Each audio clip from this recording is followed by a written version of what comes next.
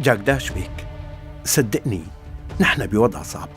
ممكن تعطينا مهلة أسبوع تاني؟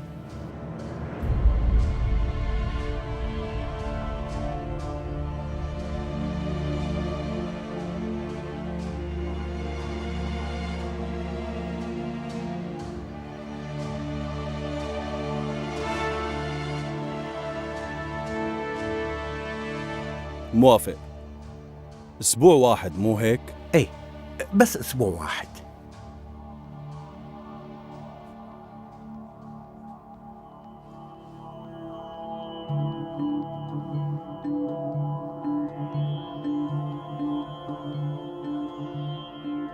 اتفقنا.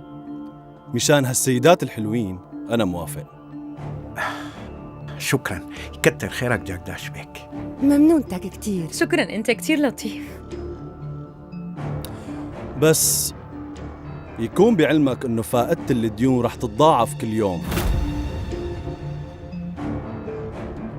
لتسددوا المبلغ. بس هيك كتير علينا. أوكتاي وصل الضيوف على الباب. حاضر، تفضل.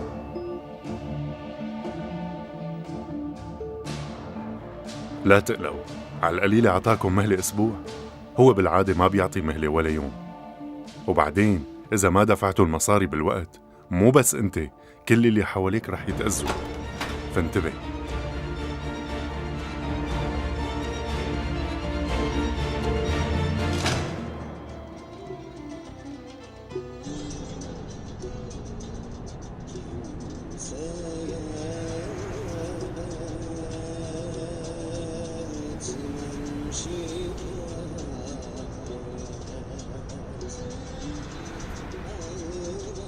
يا لطيف، قديشك رجال غريب. يعني طول اليوم بتسمع نفس الغنية وما بتمل منها أبداً؟ ولك معقولة في حدا بيمل من هي الغنية يا أخي؟ وإذا ما سمعتها بيوجعني راسي. علي الصوت، خلينا ننبسط، يلا. لك فهمنا، بس لا تعلي الصوت لهالدرجة مشان إذا رن الموبايل نسمعه. لك هالغنية يا أخي فخامة ولازم تسمعها بصوت عالي، ولسه جاي عبالي قوي الصوت أكتر. لك ليش طفيتها؟ انت شو عم تساوي؟ ماشي. إيه أمي، أنا منيح كتير، رايح على البيت. وأنتو كيفكن؟ شو أخباركن؟ ونحن ألف الحمد لله مناح. طيب بابا نام شي؟ لا لسه ما نام. وين نظاراتي؟ معقولة دائما يضيعوا أراضي بهالبيت؟ وشو بدك بنظاراتك بنص الليل؟ نام هلأ وبكرة بتلاقيهم. لا تتعب حالك عمي حكمة، لقيت لك نظاراتك. شكرا بنتي مليكة. وين لقيتيهم؟ جوا بالمطبخ. يا ربي. عزام، مو على أساس تبعت لي صورة لهديك البنت؟ صار لي طول اليوم عم بستنى وما بعت لي شي. بالحقيقة على الأغلب صورة البنت يلي كانت بموبايلي انحذفت لأني ما عم بقدر لاقي لها الصورة. طيب صورها مرة تانية. بس يا أمي علاقتنا مو لهالدرجة، يعني ما لها حلوة أبداً أطلب منها صورها صورة.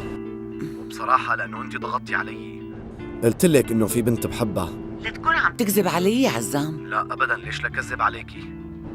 بس علاقتنا لسه ما وصلت لهي المرحلة. لو إنك سمعت كلامي لكنت متزوج ولكانوا أحفادي عم يلعبوا حوالي. شو بينقصها لمليكة؟ ما شاء الله عليها كاملة مكملة وست بيت. أمي بترجاكي لا تبلشي كمان. ما بفهم بهالحكي. إذا كنت عم تقول الحقيقة ابعت لي صورة البنت بسرعة، فهمت؟ ماشي أمي، أنا رح أبعت لك صورة البنت. شريفة، انت ما رح تبطلي هالكلام الفاضي، استغفر الله العظيم. وأي كلام فاضي اللي عم أقوله. لك انت ما عم تسمعي شو اللي عم تقوليه؟ عزام ومليكة كبروا مثل الأخوة، إذا سمعت البنت وقتها بتزعل. عيب عليكي. شو عم يقول بابا أمي؟ ما عم يقول شي، لا تهتم بكلامه. حكمات، انت ليش ما عم تفهم الوضع؟ مروا سنتين على وفاة هديك البنت ولسه ما نسي. انا خايفة يعنس وما يتزوج ابدا. حاجتك بقى، كيف يعني ما يتزوج ابدا؟ هاتي هالموبايل. الو ابني عزام، لا ترد على امك. وين انت هلا؟ بابا وين بدي يكون؟ يعني رايح على البيت. انت منيح؟ عم تاخد ادويتك بموعدها مو هيك؟ ايه طبعا ابني عم اخذ ادويتي بموعدها، وانا مجبور اخذها. هلا انتبه وانت عم تسوق يا ابني. يلا تصبح على خير، بامان الله ابني. تصبح على خير بابا، تصبح على خير.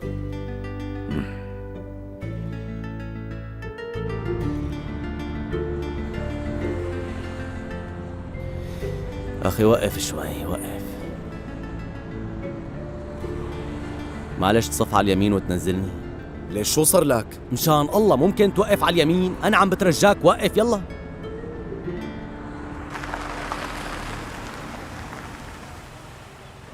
خلصنا أنت روح بطريقك. بيليه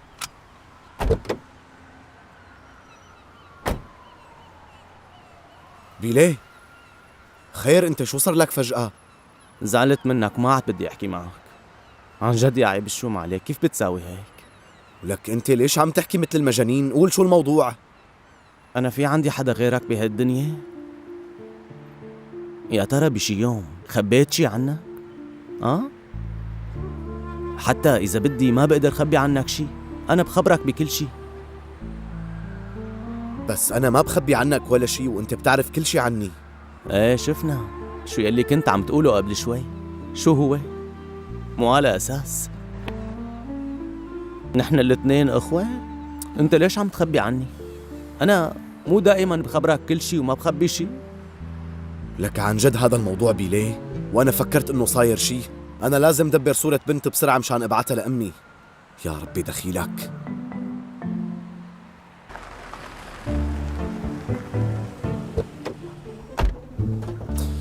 طيب مشان الله لا تزعل ولا تعبس هيك.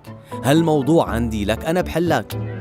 بس قلي شو هي تفاصيل البنت يلي بتعجب أمها؟ ما بيصير يا اخي، ما فينا نساوي شي بالفوتوشوب. ليش لحتى ما بيصير؟ بس قلي شو مواصفات البنت وأنا بصمم لك الصورة. بيليه انا بعرف امي، هي رح تورجي الصورة للكل. ايه تورجيهم بسيطة، هلأ التكنولوجيا تطورت وصار في ذكاء اصطناعي، ما حدا بيميز بين الحقيقة والمزيف.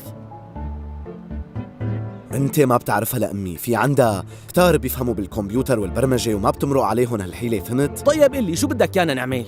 لأنك ما عم توافق على شي. طيب قول شي مقنع لحتى وافق عليه. أوف. انت منيحة يا أنسة؟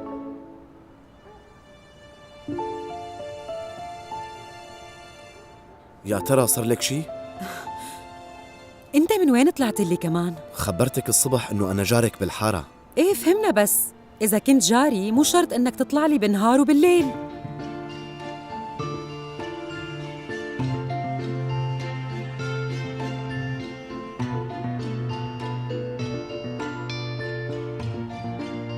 شكراً إلك. العفو، تصبحي على خير.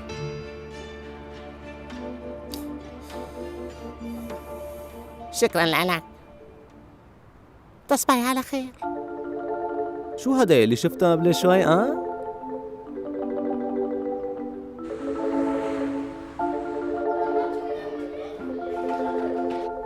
بصب لك شاي كمان؟ لا شكرا ما بدي. أنا جاهزة رح أطلع. مثل ما حكينا بنتي، رجاء انتبهي شوي. ماشي لا تقلق. كل شي معك مو هيك؟ كل شي معي. بيرنا لوين رايحة؟ أنا بدي أطلع مع أختي بابا، وأخذت الإذن من أمي. البنت ما عم تقدر تركز ولا تدرس بالبيت طيفور.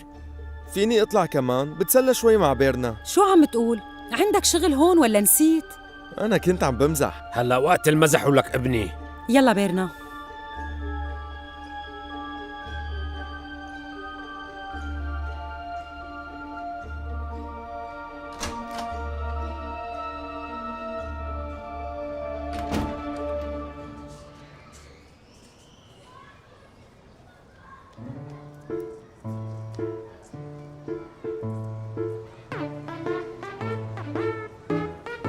ايه وهلا كيف بدي طلع سيارتي من هون؟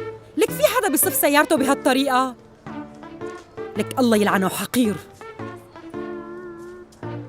يا ترى مين صاحب هالسيارة يا أهل الحارة؟ مو بابا قال لك انتبهي؟ لك مو عن هاد قصده. يا أهل الحارة مين صاحب هالسيارة؟ لك مين هالذكي اللي بيصف سيارته بهالطريقة وسكر على سيارتي؟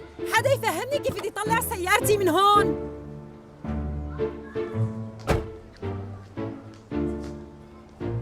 الله يلعن هالحارة. شوفي المشكلة اللي تعرضت لها من الصبح. لك هذا الغبي ترك الحارة وصف سيارته بلزق سيارتي. هلا كيف بدي اقدر اطلع؟ أخي نحن في عنا شغل. شو بدي أعمل؟ أنا ما عندي وقت وكمان مو حاطط رقم موبايله لحتى أتصل فيه. يا ربي دخيلك، شو أعمل؟ فيني ساعدك يا أنسة؟ هاد أنت كمان. صباح النور. طيب صباح الخير. شو؟ المفتاح رح طلع لك السيارة. ها هنيك المفتاح بالسيارة. أخي أعطيني موبايلك لأنه خلص شحن موبايلي. هات. انتبه شوي على مهلك، على مهلك. وقف لا ترجع رح تضربها. وقف عم قلك وقف. لا توقف يا اخي، امشي لقدام، في معك لا مسافه منيحه. لا يمشي لقدام بلا ما يضربني هلا السيارة. كسر هيك، لا تقلقي، ارجع لورا، ارجع كسور دركسيون، ارجع مثل ما عم اقول لك، ارجع كمان، انتبه. ارجع كمان، ارجع يلا شوي، لا تخاف اخي، لك ارجع لورا، ارجع كمان شوي، لا لك شبك خايف، ارجع كمان، لسه في معك مسافه منيحه، ارجع عمالك. هلا كسور دركسيون، كسور كمان، يا عيني عليك. هي صارت السياره بتطلع، يلا نزيل. شكرا لك. العفو يا انسي. تفضلي. برافو. كيفك أخي؟ الحمد لله، انت كيفك؟ انا اشتغلت فتره مساعد طيار، كنت حابب خبركم عن مغامراتي بس كتير مستعجل. يلا بشوفكم ان شاء الله. بشوفك. شكرا لك.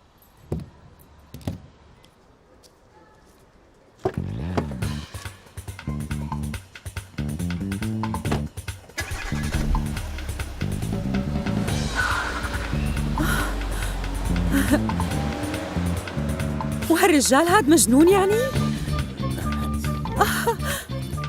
هو كتير فظيع. انت بتعرفه؟ هو مشهور كتير بهالحارة منيح. وما في حدا ما طيب. بيعرفه. ما عرفت انه هي سيارته لانه دائما بيغير سيارته. عن جد أمي كان معها حق إنه تخليه ينام. ينام؟ مرحبا، أنا ليلى. أنا عزام. تشرفت بمعرفتك. أنا ممنونتك على كل شي. هلأ نحن مستعجلين ولازم نروح. يلا اركبي أختي، اركبي.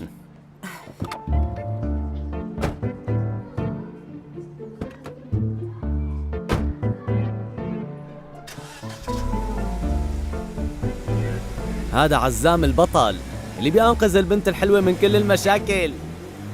ليش قلتي قدامه إنه أمي معها حق تخليه ينام؟ لفتنا انتباه الرجال فوراً. سامحيني، طلعت من تمي من دون قصدي، بس أنت تجاوزتي الموقف. بس انجبرت أقدم اسمي للرجال، وإلا ما كنت مضطرة إني أتعرف عليه.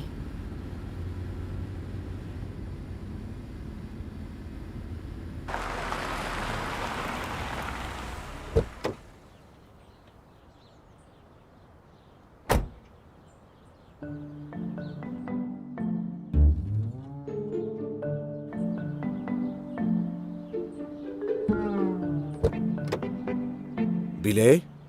يلي بإيدك موبايلي؟ يعني ما فيني ساوي شي من دون علمك؟ لك شو عم تساوي؟ أعطيني الموبايل. عم تقرا الرسائل اللي وصلتني، شو هالوقاحة؟ أعطيني موبايلي. أعطينا حلوان البشارة، بعدين بعطيك الموبايل. أي بشارة؟ حليت مشكلتك مع الوالدة، رح يطير عقلها بالبنت ورح يغمى عليها أول ما تشوف الصورة. والله أي صورة وأي بنت؟ لك أنت شو عم تقول؟ لك مو أنا أخذت الموبايل تبعك لأنه خلص شحن موبايلي؟ هالشي حجة. أنا أخذت لك صورة كتير رومانسية وبعتها لأمك وأنت واقف مع البرنسيسة، وبعتها والله. شو؟ إيه بعتها. إيه أنا مو قلت لك لا تاكل هم الموضوع بالمرة؟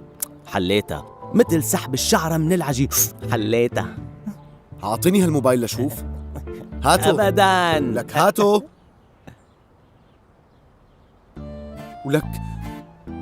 لك عن جد بعت الصورة لأمي؟ أنت شو سويت؟ قلت لك بعت لها الصورة، شو صار؟ ولسه عم تسألني شو صار كمان؟ لك الله يلعنك، شو غبي. بدل ما تتشكرني عم تدعي علي هلا. عن جد انت كتير تضايقت مني؟ ما عم بفهم ليش عصبت لهالدرجة. كل اللي ساويته انه بس بعتت صورة بنت مناسبة لأمك، وانت اساسا كنت كتير خايف من هالموضوع وانا حليته. عن جد ما عم بقدر افهمك. كل ما قدمت لك معروف بتزعل مني. يا ربي، عن جد مثل ما بيقولوا اعمل معروف وزته بالبحر وبشي يوم ممكن هالمعروف يسحبك. وكاتب لها هي البنت يلي بحبها. لك انت ما في ولا ذرة عقل براسك؟ لك مو انت قلت لأمك انه بدك تبعت لها صورة البنت يلي بتحبها؟ يا اخي انا قلت هيك لأمي لأني كنت مجبور. ليش يعني لتبعت صورة بنت ما بنعرفها لأمي؟ والله عيب بحقها. هلا صار عيب بحق البنت؟ مو عيب عليك تكسر بخاطر اخوك يلي بتحبه يا رجل؟ اسكت ولا عاد تحكي ولا تخليني جن بلا ما اضربك. اوكي انا بحلها. بروح على بيت البنت وبقول لها مساء الخير يا مرت أخي. مرت أخوك؟ مساء الخير يا أنسة، لا تواخذيني، أنا تصرفت بغباء، كان في عنا مشكلة وحاولت حلها بس ما انحلت، وأخونا عزام بريء من هالموضوع وما له أي علاقة بهالغلط هاد. إيه؟ كل الحق علي أنا بهالجريمة، يعني أنا المذنب الوحيد بهالجريمة، لا تواخذيني رجاء لا تقلق. إيه؟ يعني فوراً لقيت تبرير لغلطك. طيب مشان الله قل لي شو كان بدك يعني ساوي؟ ما عم بفهم عليك. انت بتعرف يا اخي انه بس كان قصدي اني ساعدك نحل الموضوع وامك مبسوطه وكل شيء منيح والعصافير تزغزغ، يعني ارتاح، امك ما عاد تضغط عليك. امك شو بدي اقول لها هلا؟ وانا شو الي علاقه بهالقصه؟ الموضوع بينك وبين الحجه، ما دخلني. امي عزام، هي الليله انا ومليكه وابوك جايين. لوين؟ لعندك ابني، وحجزنا تذاكر الطياره كمان. امي شو خطر عبالكن هالشي هلا؟ انت عم تمزحي؟ شو القصه عزام؟ لا تكون ما فرحت. بالعكس يا امي كتير فرحت، بس شو؟ انا كنت بجي لعندكم، ليش لحتى تعذبي ابي بالجاي لهون؟ يعني رجال مريض. بالعكس ابوك يلي اصر يروح على اسطنبول، هو بده يشوف شغلك بمخفر الشرطه، وحتى رح على السوق ليشتري لك هدايا. امي عن جد ما في داعي تعب حاله بالهدايا. انا قلت له بس هو ما سمعني بنوب. ابنه مفتش مهم بالشرطه، ما بصير يروح وايديه فاضيه، وانت بتعرف ابوك دائما بيساوي يلي براسه. يا ربي نسيت الطبخه على النار، سكر بحكي معك بعدين. شو صار؟ خلص مشي الحال، لا تقلقي، أنا بكمل الطبخة، لا تتعبي حالك. مليكة، أنا ما بدي إياكي تزعلي بنوب. عزام ما في عنده بنت بحبها، أنا بعرفه لابني ومتأكدة من هالشي، بعرف إنه عم يكذب علي، ومشان ما تنفضح الكذبة تبعه ما بده يانا نروح على اسطنبول. مفكرني ما فهمت لعبته. انتي رح تكوني كنتي ماشي يا روحي، بس المطلوب منك الصبر.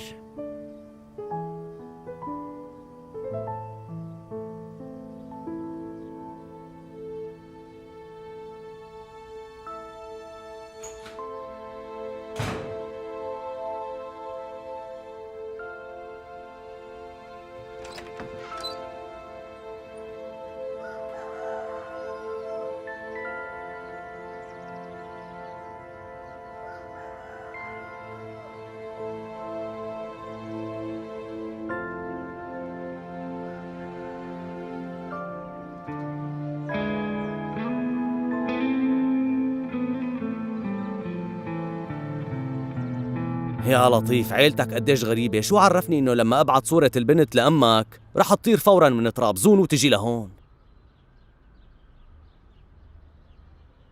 لو سمحت أخي ممكن تهدى شوي، لا تكبر الموضوع، كتار شباب وبنات بيرتبطوا وبعدين بينفصلوا، انت بتقول لأمك جربنا وما زبط الموضوع وانتهينا، لا تكبرها. شو يلي عم تقوله لكبيلة؟ انت مفكر انه هي مشكلتي الوحيدة بس هي؟ كيف؟ يا أخي أهلي ما بيعرفوا إني استقلت من الشرطة، وإنت ما بتعرفوا لأبي. أول ما يجي لهون رح يمر مشان يشوفني بمركز الشرطة. شو بدي أعمل هلأ؟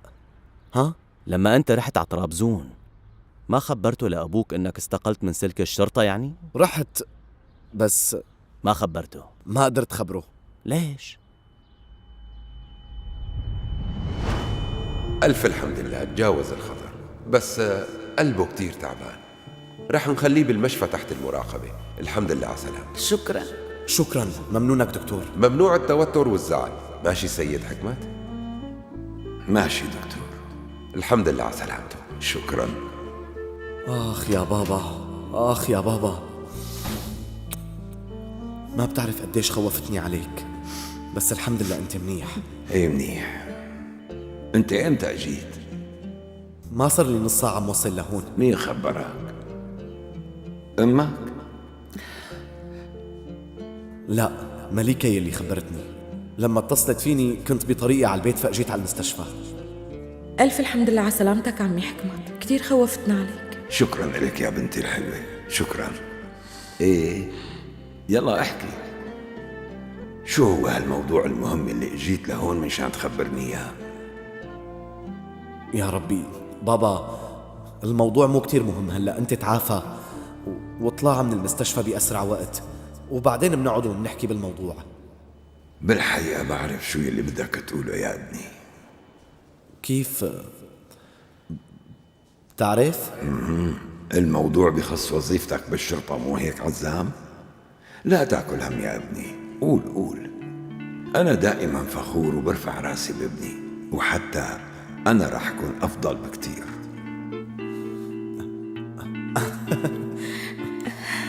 آخ منك يا بابا، أنت ما بيتخبى عنك شي. إيه، كنت بدي أقول إني ترفعت بالوظيفة، ما حبيت خبرك مشان ما تتحمس. هلأ تعافى بسرعة واطلع من المستشفى مشان نحتفل بالبيت، ماشي؟ ألف الحمد لله، ألف حمد وشكر لربي لأنه ورجاني هاليوم كمان. هلأ أنا كتير مبسوط، رح كون مثل الحصان.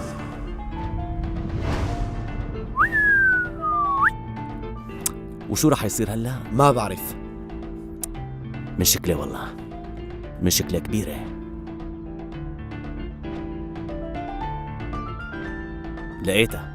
لقيتها. انت لا تاكل هم، الموضوع رح يكون كتير بسيط يا أخي، مثل سحب الشعرة من العجين. هالموضوع عندي أنا، لا تاكل هم. بيليه ارتاح.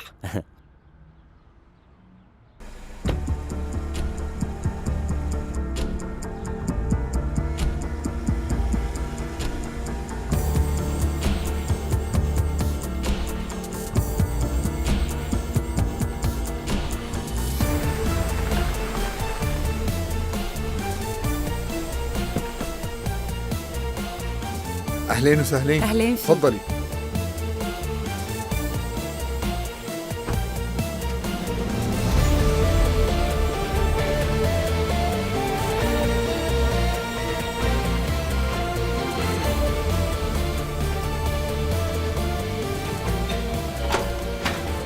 أهلا وسهلا. أهلين فيكي، شكراً.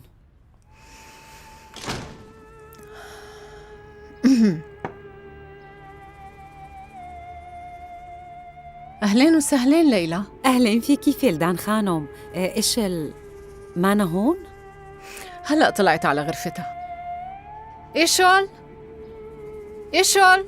نعم عمتي. إجت ليلى. يا سلام. هي كتير بتحبك وحتى كتير متعلقة فيكي. وأنا كمان كتير بحبها. اختي ليلى. يا حبيبة قلبي. اختي ليلى. إيشل، انت شو ساويتي اليوم؟ درستي يا ترى؟ أنا تعلمت جمع الأعداد بأصابع إيدي. تعلمتي جمع الأعداد بأصابع إيديكي؟ برافو عليكي حبيبتي. بس هي لسه لهلأ ما فطرت. وشو السبب يا ترى؟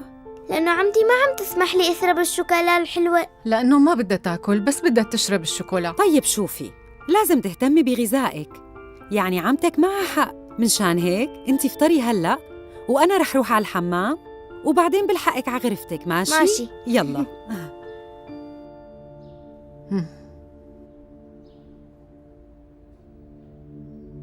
يلا افطري حبيبتي. تعالي لهون لشوف. شو رأيك تبلشي بهي؟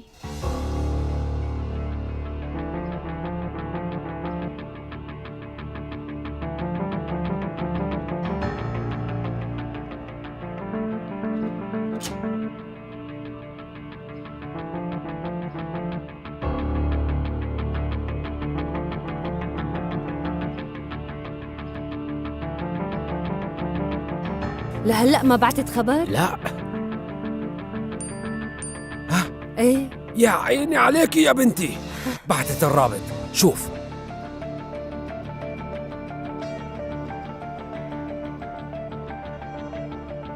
هون. ليلى بنتي، نحن عم نشوفك، عم تسمعينا؟ أعطينا إشارة. عم تسمعنا.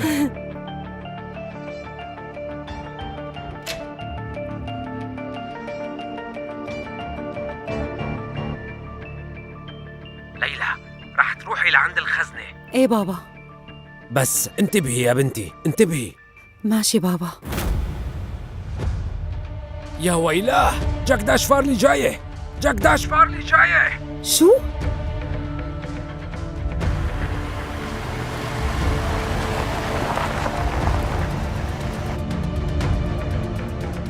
ساعدها يا ربي.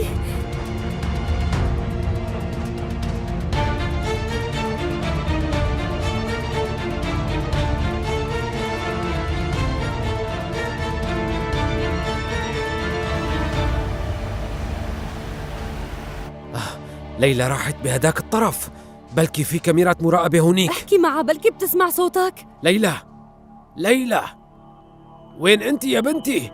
ليلى.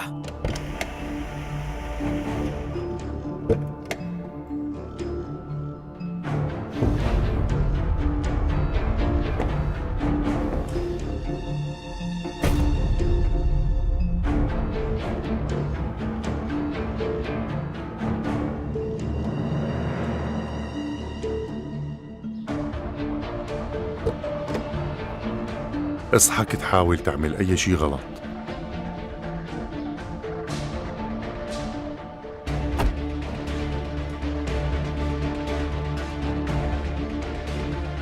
رجال جاك داش رايحين على الطرف اللي فيه ليلى. دخيلك يا ربي ساعدها ووقف جنبها.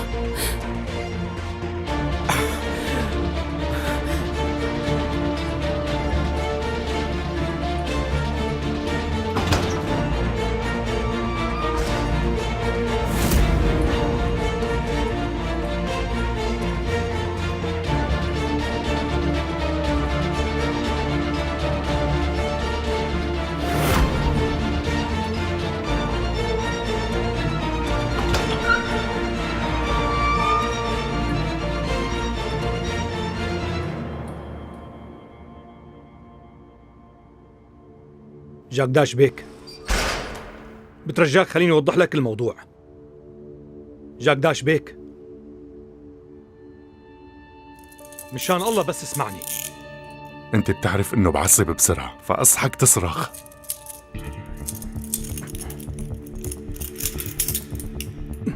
إذا صرخت بفجر لك راسك.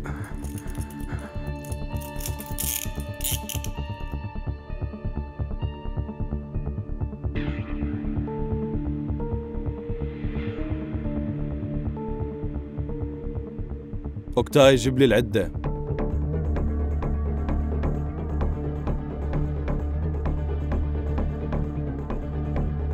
قول لشوف في طريقة بتحب عزبك فيها؟ ولا أنا بختار بنفسي؟ طيب مثل ما بدك. ما ضل كتير وقت لتقلع على الطيارة، الأفضل تأسرع شوي. شو رأيك نأجله لبعدين؟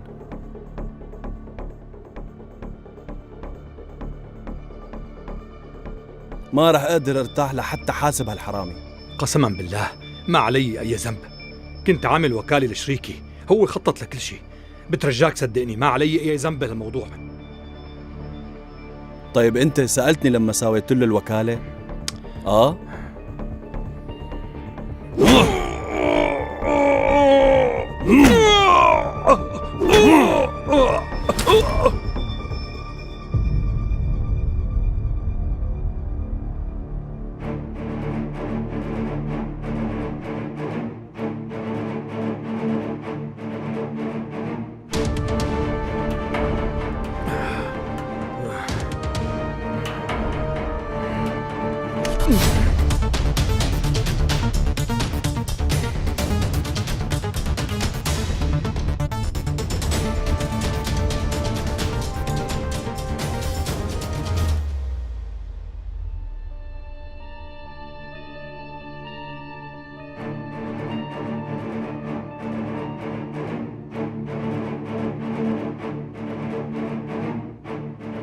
ما في شي، دولاب البسكليت وقع لحاله.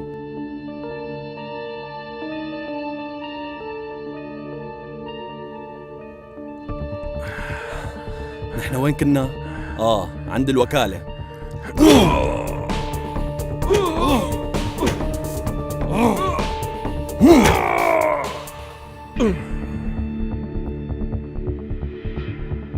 اغمى عليه، فيقه لشوف.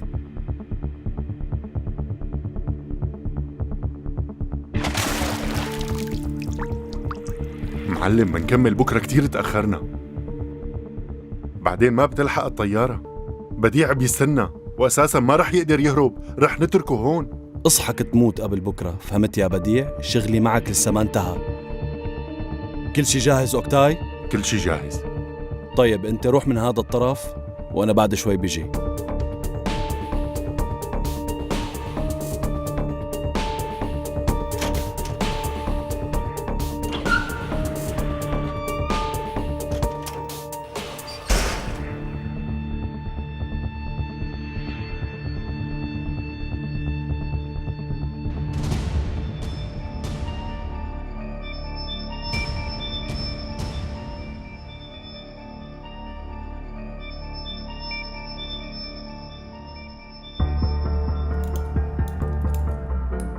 لما تفيق انت بتدبر امورك.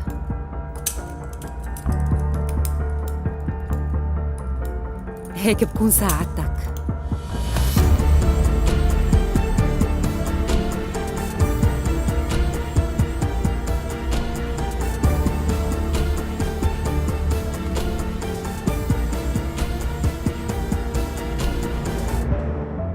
ليك يا اختي؟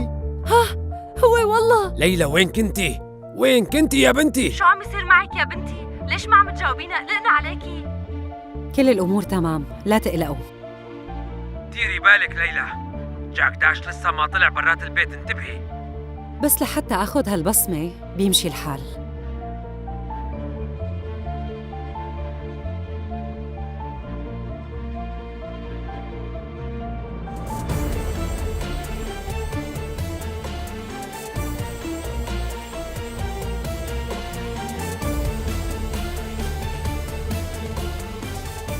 أنا أخذت البصمة بابا. ساويناها. برافو. بنتي